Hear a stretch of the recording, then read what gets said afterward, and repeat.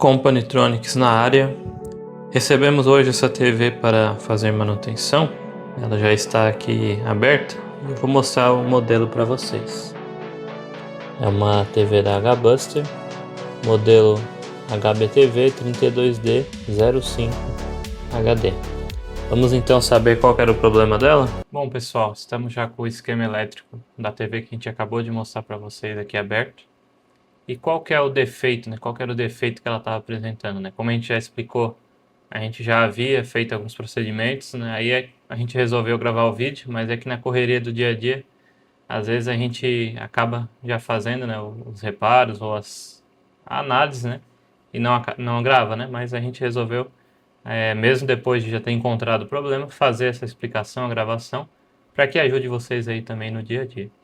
Bom, essa TV, qual que era o problema que ela apresentava? A gente ligava lá na tomada, apertava para ligar, né, seja pelo controle ou pelo botão físico lateral, e ficava nisso, né? Ela não acendia nenhum LED, não ligava, né? Não apresentava nada na tela, não acendia as lâmpadas, né, da iluminação do display. E aí a gente partiu para fazer a análise, né, ali na fonte, e a gente percebeu o que, pessoal? Nós estamos aqui com o esquema elétrico, inclusive da fonte aberto, que nós tínhamos aqui os 5 volts do standby. Quando a gente apertava o botão para ligar o power on, né, vinha o nosso comando aqui, ele vinha da placa principal para a fonte, e a fonte liberava aí os 24 volts, que alimenta aqui o amplificador de áudio, né, e também os 12 volts, que alimenta uma alimentação geral, né, da placa principal, tá certo? Tínhamos todas as tensões, então a fonte ela estava ok. Aí a gente deveria partir agora para analisar as tensões da placa principal. Partimos então para a placa principal para verificar, né, se nós tínhamos as tensões necessárias para o funcionamento. Então verificamos e todas as tensões elas estavam presentes, né? Por exemplo, nós temos aqui no esquema, né, pessoal? Ó, a linha de 5 volts, né, principal. Vou passar aqui um pouquinho para baixo. Ó, nós temos aqui também outras tensões que são importantes, né? Depois que os 5 volts é gerado, temos através de regulador, né, 3,3 volts standby. Temos aqui mais um regulador de 3,3. Outro aqui também, né, de 3,3. Esse aqui, pessoal, é o de standby, né? Então, ele já tem, mesmo que você não apertou o comando de ligar, essa tensão já tem que aparecer. Mas esse aqui, né, o P3, o P4, são reguladores que funcionam após o power on. Então nós verificamos todas as tensões, todas estavam presentes. Indo aqui para baixo, né? Só apagar aqui. Indo aqui para baixo, temos mais alguns reguladores, ó. Esse aqui também funciona após o power on, né? Que regula uma tensão de 1.2 volts. E temos também, né, a alimentação de core, né, a alimentação do processador, que trabalha com em média de 1.1 volts, tá? VCCK, o nome dessa tensão. E essa TV, pessoal, tem uma peculiaridade, né, que a gente costuma dizer, que geralmente o processador é a última etapa, né, o V-Core é a última a ser alimentado, né? Mas nesse caso aqui, ó, se vocês perceberem, os 12 volts, né, lá da fonte já chega aqui no pino e ele mesmo se auto-habilita, ó, do próprio 12 volts vem através do resistor e já entra no pino enable. Então ele se habilita, né? Não depende de uma outra habilitação para que o circuito funcione. Então, gerou os 12 volts, a fonte liberou para a placa principal, a placa principal já vai liberar o VCCK. E esse VCCK, né, a tensão de 1.1, se vocês perceberem aqui na linha de 5 volts, olha só que interessante. Ela vem aqui e, através desse circuitinho aqui, pessoal, habilita o nosso circuito integrado. E aí que a gente vai liberar os 5 volts, e esses 5 volts, né, que vai ser utilizado aí para alimentar os vários reguladores de tensão dessa placa. Então é interessante, né? Se você não tiver esse circuito do V-Core funcionando, você não vai ter os 5 e você não vai também ter nenhuma outra tensão dos reguladores pós-Power On. Então, importante você seguir essa sequência, né? Verificando, pessoal, todas as tensões, né? Nós aqui no nosso caso tínhamos todas essas tensões, inclusive as tensões dos reguladores que alimentam o Tanner, que não estão nessa página, todas estavam presentes. Então, qual que é o próximo passo? Você fez a análise visual, né? Não encontrou nada aparentemente danificado. Verificou todas as tensões, estão todas ok? Você vai partir para a parte lógica, né? Que envolve microcontroladores, sinais de reset, cristais osciladores, memórias, né? EEPROM, onde vão carregar o firmware, né? Software de funcionamento da TV, a sequência de inicialização e assim por diante. Que é onde a gente vai mostrar para vocês agora na próxima etapa. Indo então para a parte lógica, né? Da placa principal de funcionamento da TV, a gente nessa página do esquema tem algumas informações importantes. Por exemplo, a gente tem aqui o circuitinho de reset, né? Inclusive já fica um adendo, uma dica para vocês, pessoal. Esse Q6 aqui, ó, ele costuma apresentar muito problema, tá? Então se você pegar essa TV, dá uma olhadinha especial nesse Q6, porque muitas vezes ele falha, acaba, né, atrapalhando aí o sinal de reset, e a TV apresenta sintomas parecidos, né? Ou ela até tenta ligar e trava, ou ela, como a nossa aqui, não apresenta nada na inicialização, né?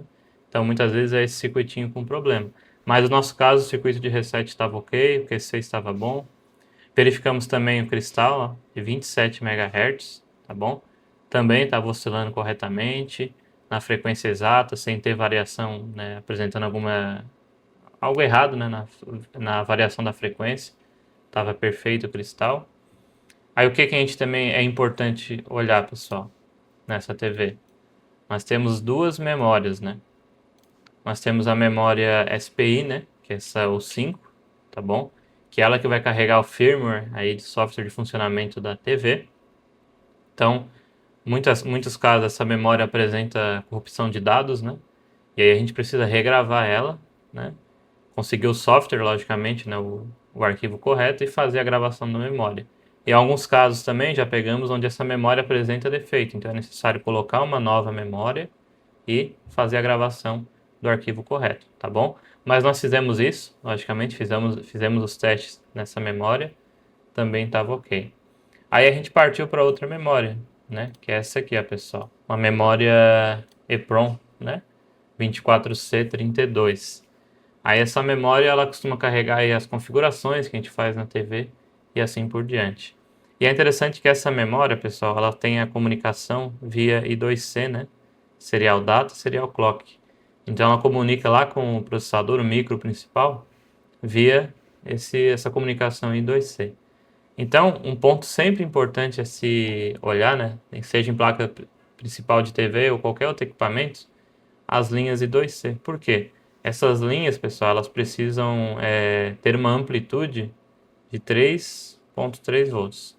Né? Na grande maioria dos casos vai ser 3,3 volts, certo? Nesse caso da TV, também essa tensão. Por quê? Porque ela vai ter a troca de dados nível lógico baixo e nível lógico alto, que vai ser entre 0 e 3,3, né? Onde 3,3 representa o 1 e o 0, logicamente, representa o 0. Aí a gente tem a troca ali de bits, né, de informações, para a sequência de inicialização e assim por diante acontecer. E o que nós encontramos de problema? Essas duas linhas aqui, a linha de clock ela estava em torno de 1,5 volts, máximo de amplitude, e a linha de dados, pessoal, ela estava com 0, e em pequenos momentos, curtos momentos ali, ela dava um pico de 3,3, mas já zerava. Ou seja, algum circuito integrado, né, nessa linha estava fazendo com que nós tivéssemos, né, baixa amplitude na linha de clock e a linha de dados fosse aterrada, né? Ela até inicializava com o valor correto, mas logo já caía para zero. Então a gente partiu verificar quais circuitos integrados também participam dessa linha de comunicação. Então encontramos, pessoal, que esse aqui, ó, o U601, que ele é o switch HDMI, né? Ele recebe aí os sinais HDMI e vai ser selecionado apenas o que a gente escolheu ali na TV, onde ele vai enviar para o micro principal. Ele participa dessa mesma linha de comunicação em 2C, ó. Nós temos aqui as linhas data e clock entrando também nos seus pinos 33 e 34, certo? Além dele, outro circuito integrado, né, que também está presente na placa que participa, né, dessa comunicação é o U407. Esse circuito integrado, pessoal, é responsável pelo Tanner. E ele nos pinos 45 e 46, ó, ele também vai participar da comunicação em 2C. E perceberam que em todos os casos, né, nos dois circuitos integrados, nós temos resistores, ó, em série com a linha. Então o que a gente poderia fazer? Em vez de condenar, né, a memória ou o micro principal, o processador, a gente poderia, que foi o que a gente fez, isolar esses circuitos integrados da comunicação. Então, removendo esses resistores que estão em série, você isola a comunicação e se for eles que estão causando esse problema, a tensão, né, vai se estabilizar, 3.3 volts, a comunicação se estabiliza novamente e se for realmente um defeito neles, a TV vai passar a inicializar, tá certo? Então foi isso que nós fizemos. No nosso caso, né, pessoal, removendo aqui o R627 e R628 do CI HDMI, a comunicação voltou, né, se estabilizou, tivemos a amplitude correta de 3,3 e a TV passou a ligar e inicializar. Constatando que nós temos um defeito no CI PS331, que é o switch HDMI. Então vai ser necessário substituir esse circuito integrado, inclusive a gente fez o pedido, no momento a gente não tem ele aqui, mas substituindo ele, né, nós vamos poder voltar aqui os nossos resistores, né, da linha I2C, e o circuito passa a funcionar corretamente e nós vamos ter as entradas HDMI funcionando também novamente. Muito provável que tenha vindo uma sobrecarga, né, via a conexão HDMI, que tenha danificado algo interno nesse circuito integrado. Mas ele é um componente barato, né, gira na casa dos R$30, e substituindo ele, a gente já consegue aí fazer a TV voltar a funcionar. Logicamente, pessoal, nós já removemos esse circuito integrado da placa principal, né, já voltamos os resistores no local, e agora a placa ela já está ligando. Mas o que aconteceu? Depois que ela passou a ligar, a funcionar, a gente percebeu que um dos alto-falantes ele está apresentando um chiado, né? Mesmo a TV no mudo, no mute, não tendo nenhum sinal de áudio entrando, né, no amplificador de áudio, ainda assim fica sempre um chiado, um ruído de fundo. Aí que a gente percebeu que o CI de áudio também possui um defeito interno. Nós também vamos precisar substituir o circuito integrado de áudio. Já vou mostrar para vocês qual que é. E aqui está o circuito integrado de áudio, pessoal.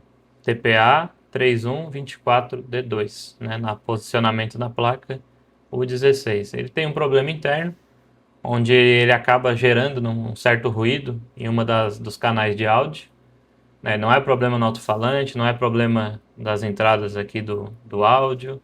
Né? Ele está perfeitamente alimentado nas entradas aqui de alimentação, né? Ele também está com os sinais corretos, né, no pino STB, no pino 2, no pino mute, está tudo correto para ele funcionar. O ruído é justamente devido a uma falha interna do circuito integrado. Também não tínhamos aqui, no momento, no estoque esse componente, já fizemos o pedido, também gira nessa faixa de 20 a R$30, tá bom? Então, substituindo o nosso PS331, que é o switch HDMI, e o nosso TPA 3124, que é o nosso CI de áudio, a TV, né, vai passar a funcionar corretamente, a ter o áudio perfeito e também as conexões HDMI vão passar a funcionar 100%. Dessa forma, a gente conseguiu, então, vai conseguir, né, que ainda vai chegar o componente, vamos fazer aí a recuperação total da placa principal e da TV. Então, como já explicado, né, pessoal, ali pelo esquema elétrico, né, a fonte ela tá toda ok, funcionando, né, temos todas as tensões e nós temos aí o defeito na placa principal, né. O circuito integrado lá, o PS331, né, pessoal, removido foi esse aqui, tá? Vou aproximar, inclusive a gente já tirou ele do local, só no aguardo, né, de chegar o circuito integrado novo. Aí ele que estava causando de fato o problema da TV não inicializar, né, impedindo ali as linhas I2C de ter a amplitude de tensão correta. Então, esperando o componente chegar. E quanto ao áudio, né, explicado lá também, esse aqui, né, esse aqui TPA, que está causando aí esse ruído no alto-falante. E substituindo ele, a gente também vai conseguir restituir o funcionamento aí do áudio, tá certo? Dessa forma, nós vamos conseguir ter a TV aí 100% e a placa principal recuperada. Agora, fiquem com um vídeo rápido aí da TV em funcionamento.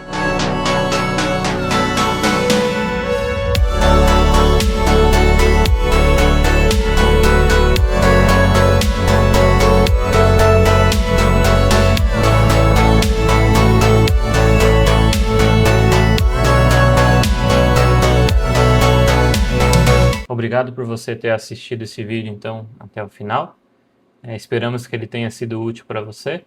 Lembrando que uma análise como essa, pessoal, não serve só para essa TV, né? Serve para qualquer TV e também para qualquer tipo de aparelho eletrônico, né? Uma lição muito valiosa que a gente tira desse vídeo é que, além das tensões de funcionamento, algo que muitas vezes passa despercebido por muitos, mas que inclusive a gente pega muito um problema aqui, é a parte da lógica de comunicação, né?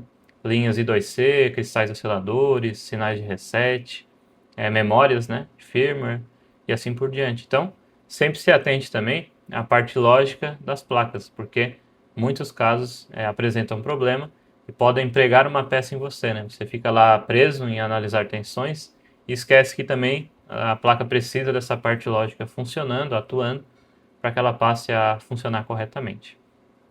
Se esse vídeo foi útil, deixe seu like, se inscreva no canal, tá? Compartilhe com um familiar, conhecido, com alguém que se interessa por esse canal e deixe seu comentário, né? Comente aparelhos que você deseja ver, se esse vídeo foi de ajuda e assim por diante. Mais uma vez, muito obrigado por assistir até o final. Valeu!